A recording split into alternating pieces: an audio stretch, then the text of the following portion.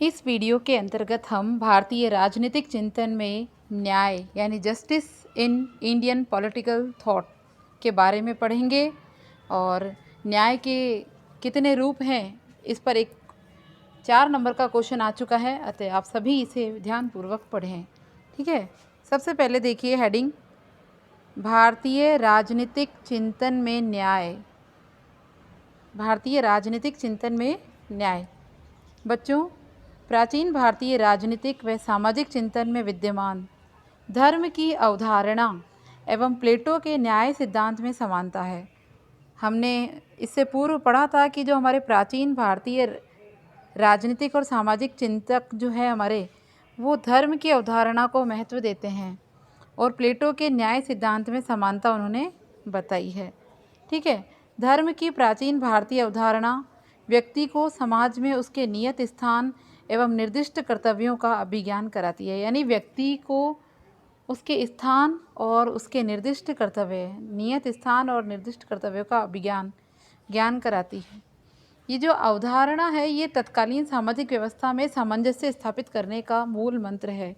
हमारी आज की जो हमारा सामाजिक व्यवस्था है, हमारे समाज की जो कानून व्यवस्था है, उस कानून व्यवस्था में सामंजस्य बनाना ही हमारा मूल मंत्र होना चाहिए। इम्पोर्टेंट लाइन क्या है आपकी, सर्वधर्म का भाव व्यक्ति को उसके कर्तव्य का बोध कराता है कि आपका स्वयं का जो धर्म है उसके प्रति आपका क्या कर्तव्य है।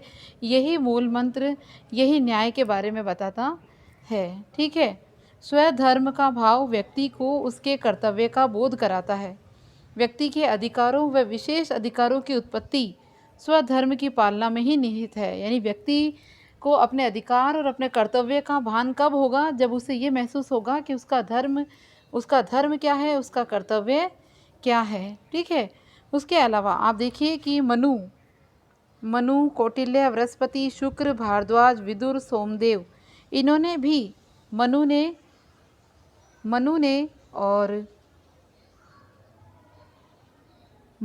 कौटिल्य ने, बृहस्पति, शुक्र, भारद्वाज, विदुर और सोमदेव ने राज व्यवस्था में न्याय को महत्वपूर्ण स्थान प्रदान किया है। इन्होंने सब ने न्याय को महत्व दिया है।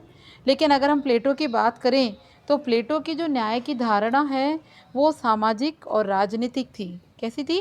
सामाजिक और राजनीतिक। वहीं भारतीय चिंतन में न्याय के कानूनी रूप को स्वीकार किया गया है। ठीक है, इसके बाद देखिए, जहाँ प्लेटो की न्याय की अवधारणा मूलतः सामाजिक और राजनीतिक थी, वहीं भारतीय चिंतन में न्याय के कानूनी रूप को स्वीकार किया गया। मनु और कौटिल्य दोनों ने ही न्याय की निष्पक्षता को महत्व दिया। न्याय की निष्पक्षता को राज्य व्यवस्था की आधारभूत प्रवृत्ति माना मनु और कौटिल्य दोनों ने ही। ठीक है, जबकि प्लेटो राजनीतिक और सामाजिक न्याय अवधारणा दे रहा है और कानूनी रूप को भी उसने स्वीकार किया है। आइए हम सबसे इम्पोर्टेंट प्रश्न पढ़ते हैं, न्याय के विविध रूप के बारे में पढ़ते हैं। ठीक है, न्याय का विविध रूप क्या है? तो परंपरागत रूप से न्याय की 2 अवधारणाएं प्रचलित हुई हैं, एक तो नैतिक और दूसरी कानूनी। नैतिक और कानूनी, किंतु वर्तमान में सामाजिक व आर्थिक न्याय की धारणा भी महत्वपूर्ण हो गई है। वर्तमान में सामाजिक और आर्थिक न्याय की धारणा भी महत्वपूर्ण हो गई है। ठीक है, अब आप आगे देखिए, सबसे पहला न्याय आता है आपका नैतिक न्याय। सबसे पहला न्याय है मॉरल जस्टिस। तो आपको समझ में आना चाहिए कि न्याय की जो मूल धारणा है वो नैतिकता पर आधारित है, जिसमें कुछ सर्वव्यापक, अपरिवर्तनीय एवं अंतिम प्राकृतिक नियम है जो व्यक्तियों के आपसी संबंधों को निरूपित करते हैं। इन प्राकृतिक नियमों और प्राकृतिक अधिकारों पर आधारित जीवन व्यतीत करना ही नैतिक न्याय है। ठीक है, क्या समझ आया कि जो न्याय है वो नैतिकता पर आधारित है। कुछ सर्वव्यापक, अपरिवर्तनीय और अंतिम प्राकृतिक नियम हैं जो व्यक्तियों के आपसी संबंधों को बताते हैं। इन प्राकृतिक नियमों और प्राकृतिक अधिकारों पर आधारित जीवन व्यतीत करना ही न्याय है। जब व्यक्ति का आचरण अच्छा होगा, सदाचारी होगा, तो उसे नैतिक न्याय अवस्था कहा जाता है। नैतिकता का मतलब है आपका आचरण अच्छा होगा। व्यक्तियों का आचरण सदाचारी होता है ना, तो उसे नैतिक न्याय की अवधारणा कहा गया है। ठीक है। जबकि व्यक्ति का आचरण अगर नैतिकता से बिल्कुल अलग हो जाता है, परे हो जाता है, तो उसे नैतिक न्याय के विरुद्ध माना जाता है। यानी आपका आचरण अगर अच्छा है, सदाचारी है, तो वो नैतिक न्याय की अवस्था है। और अगर आपका आचरण सदाचार से बिल्कुल अलग है, आचरण नैतिकता से बिल्कुल परे है, तो उसे नैतिक न्याय के विरुद्ध माना जाएगा। भूतकाल से लेकर वर्तमान तक सभी चिंतक सत्य, करुणा, अहिंसा, वचनबद्धता, उदारता आदि गुणों को नैतिक सिद्धांत मानते हैं। यानी सत्य, करुणा, अहिंसा, वचनबद्धता, उदारता, ये सब गुण नैतिक सिद्धांत को बताते हैं। फिर दूसरा आता है आपका कानूनी न्याय। राजनीतिक व्यवस्था में कानूनी व्यवस्था को न्याय व्यवस्था भी कहा जाता है। ठीक है, कानूनी व्यवस्था को न्याय व्यवस्था भी कहा जाता है। इसमें वे सभी नियम और कानून शामिल है जिनका नागरिक स्वाभाविक रूप से अनुसरण करते हैं। कानूनी न्याय की धारणा दो बातों पर बल देती है। पहला, सरकार द्वारा निर्मित कानून कैसे होने चाहिए? न्यायोचित होने चाहिए। सरकार जो भी कानून बनाएगी वो न्यायोचित होने चाहिए। दूसरा, सरकार द्वारा ऐसे कानूनों को न्यायपूर्ण ढंग से लागू करना चाहिए। कानूनों के उल्लंघन की स्थिति में निष्पक्ष दंड का प्रावधान होना चाहिए। ठीक है, अगर कोई कानून का उल्लंघन करता है तो फिर उसके लिए दंड भी होना चाहिए। तो ये कानूनी न्याय हो गया। फिर तीसरा आता है आपका राजनीतिक न्याय। राजनीतिक न्याय जो है, आप समझ सकते हैं कि ये समानता और समता के सिद्धांत पर आधारित है। समानता और समता पर आधारित। एक राज्य व्यवस्था में एक व्यक्ति को समान अधिकार और अवसर प्राप्त होने चाहिए। तो राजनीतिक न्याय जो है वो भेदभाव और असमानता को अस्वीकार करता है। समझ में आई बात? राजनीतिक न्याय जो है वो भेदभाव व असमानता को अस्वीकार करता है। भेदभाव नहीं चाहिए, असमानता नहीं चाहिए, सभी के साथ न्याय होना चाहिए। तो राजनीतिक न्याय जो है वो सभी व्यक्तियों के कल्याण की बात करता, सभी व्यक्तियों के कल्याण पर आधारित है राजनीतिक न्याय। ऐसा न्याय केवल प्रजातांत्रिक व्यवस्थाओं में ही मिल सकता है। तो राजनीतिक न्याय प्राप्त करने के कुछ साधन उपलब्ध हैं, आप देखिए और आप इनका अर्थ भी जानते हैं, नहीं जानते तो सुने। सबसे पहले वयस्क मताधिकार, छोटी क्लासों से पढ़ते आ रहे हैं वयस्क मताधिकार।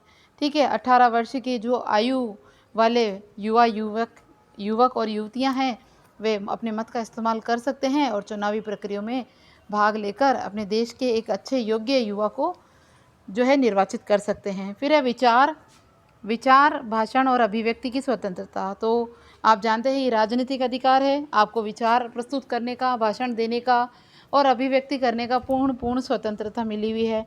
फिर है किसी भेदभाव के सार्वजनिक पद पर आसीन होने का, मतलब आप ST SC OBC जाति, मूल, लिंग, ठीक है, जन्म के आधार पे आपके साथ कोई भेदभाव नहीं होगा और आप नौकरी के मामले में अवसर की समानता मिलेगी आपको और आप सार्वजनिक पद पर आसीन होंगे। इसी प्रकार अवसर सभी नागरिकों को समान रूप से प्राप्त होना राजनीतिक न्याय की प्राप्ति के लिए संवैधानिक शासन को आवश्यक माना गया है। ठीक है, क्या बोला कि बिना किसी भेदभाव के सार्वजनिक पद पर आसीन होने का अधिकार है, अवसर सभी नागरिकों को समान रूप से मिलेंगे और राजनीतिक न्याय की प्राप्ति के लिए संविधान व संवैधानिक शासन को आवश्यक माना गया है। किसी विशेष वर्ग व व्यक्ति को विशेष अधिकार प्रदान न करना, किसी विशेष वर्ग और व्यक्ति को विशेष अधिकार प्रदान न करना राजनीतिक न्याय का एक अन्य गुण भी है। मतलब किसी एक वर्ग को महत्व नहीं दिया जा रहा है, सभी वर्गों को सबके कल्याण को ध्यान में रखते हुए सभी को राजनीतिक न्याय दिया जाएगा। ठीक है, फिर चौथा आता है, आपका नाम से ही पता चल रहा है, सोशल जस्टिस यानी सामाजिक न्याय। सामाजिक न्याय समाज में ऐसी व्यवस्था पर बल देता है जिसमें सामाजिक स्थिति के आधार पर व्यक्तियों में भेदभाव नहीं हो। ठीक है, सामाजिक आधार पर भेदभाव नहीं होना चाहिए। प्रत्येक व्यक्ति को अपने व्यक्तित्व के विकास का पूरा अवसर मिलना चाहिए। राज्य द्वारा व्यक्ति के अच्छे जीवन के लिए आवश्यक परिस्थितियां उत्पन्न करनी चाहिए ताकि राज्य जो है व्यक्ति का अधिकतम कल्याण का ध्यान रखे। ठीक है, राज्य व्यवस्था से अपेक्षा की जाती है कि वो नीति निर्माण करते समय ऐसे विधायी और प्रशासनिक नियमों का निर्माण करे जो समतामूलक समाज निर्माण करने में सहायक हो, जिससे एक समान समतामूलक समाज का निर्माण हो सके। राज्य ऐसी विधायी यानी ऐसे कानूनी और प्रशासनिक नियम बनाए जिससे समाज में सभी के साथ समानता का व्यवहार हो, एक समतामूलक समाज का निर्माण हो। जॉन रोल्स आदि ने, जॉन रोल्स के बारे में हमने पढ़ लिया है। जॉन रोल्स ने सामाजिक न्याय को विशेष महत्व दिया। सामाजिक न्याय के अभाव में समानता व स्वतंत्रता जैसे मूल्यों का कोई मतलब नहीं है। जब तक व्यक्ति को सामाजिक न्याय नहीं मिलेगा तब तक व्यक्ति के लिए स्वतंत्रता और समानता जैसे मूल्यों का कोई मतलब नहीं है। और लास्ट है आपका आर्थिक न्याय। तो आर्थिक न्याय में क्या है? आर्थिक न्याय का उद्देश्य समाज में आर्थिक समानता लाना है, ठीक है, किंतु व्यवहार में आर्थिक समानता लाना संभव नहीं है।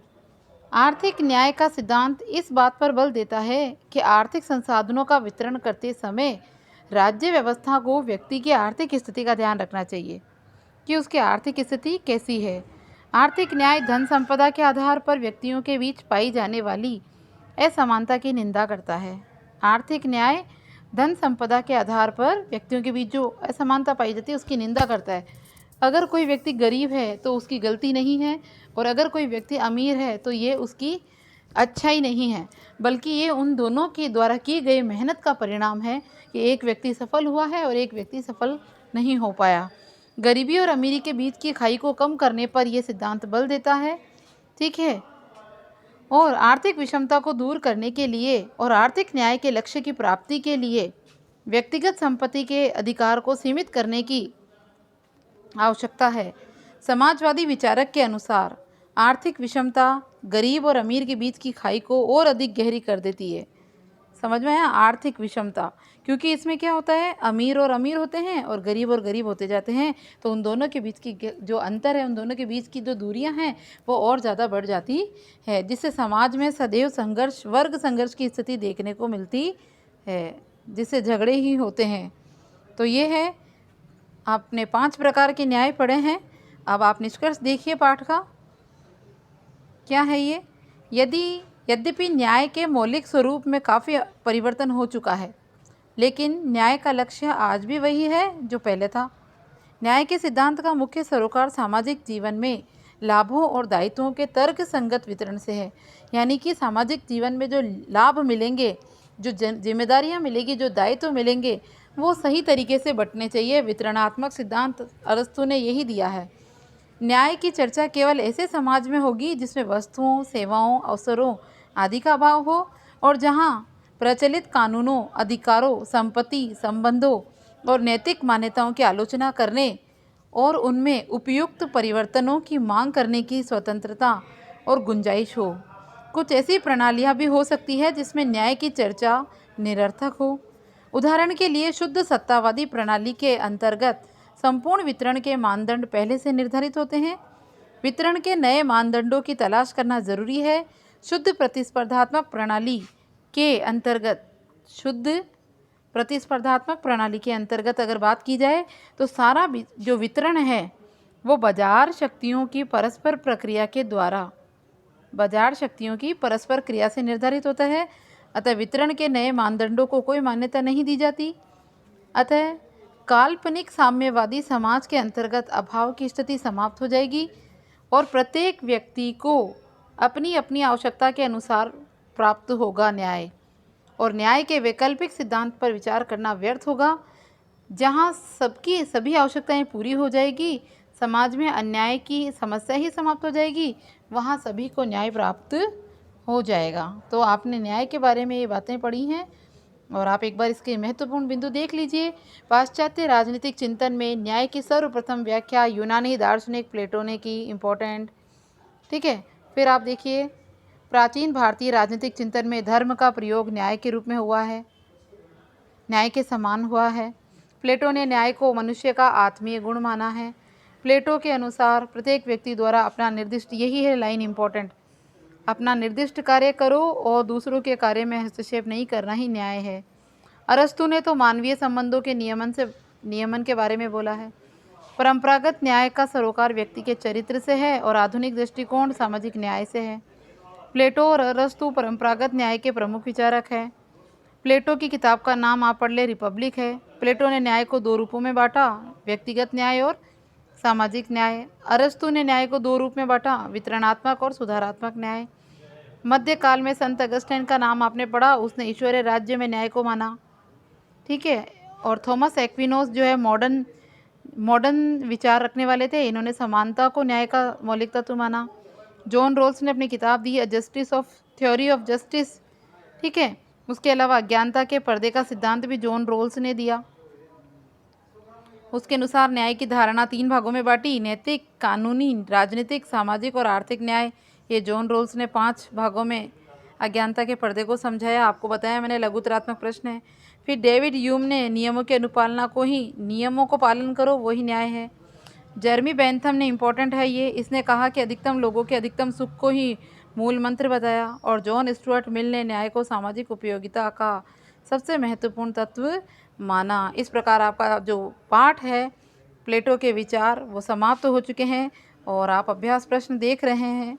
ये अभ्यास प्रश्न भी आपको कॉपी में हल करना है, ठीक है।